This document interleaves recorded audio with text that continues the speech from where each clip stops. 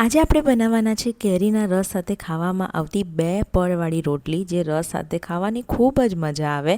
તો ચાલો એકદમ સોફ્ટ રોટલી કેવી રીતે બનાવી એના માટે ઘઉંનો લોટ, થોડું મીઠું, તેલ નાખીને એકદમ સોફ્ટ જે ફુલકા રોટલીનો લોટ બાંધીએ બસ એવો જ લોટ બાંધવાનો છે।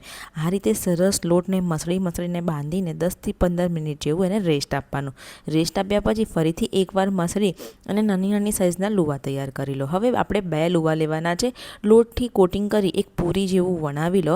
પૂરી વણી જાય પછી એની ઉપર તેલ લગાવી ફરીથી કોરો લોટ છાંટી અને 2 પૂરીને એક સાથે ભેગી કરી અને સરસ કોરો લોટ લઈ એકદમ પતલી તમારે વણી લેવાની છે। તો સરસ રીતે વણી લો। આ રીતે રોટલી તૈયાર થઈ જાય એટલે તવીને ઓલરેડી પહેલેથી ગરમ કરવા તમારે મૂકી દેવાની છે। રોટલી આ રીતે વણાઈ જાય એટલે તવીની ઉપર તરત જ પલટાવી અને પછી બીજી બાજુથી સરસ રૂમાલથી આ રીતે હલકા હાથે દબાવી અને કાઢી લેવાની છે।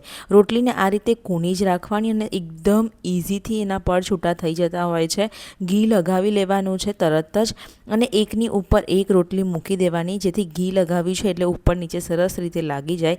તો છે ને એકદમ સિમ્પલ રીત, તો ઘરે ચોક્કસથી રેસીપી બનાવજો। વિડીયોને લાઇક અને શેર કરવાનું બિલકુલ ના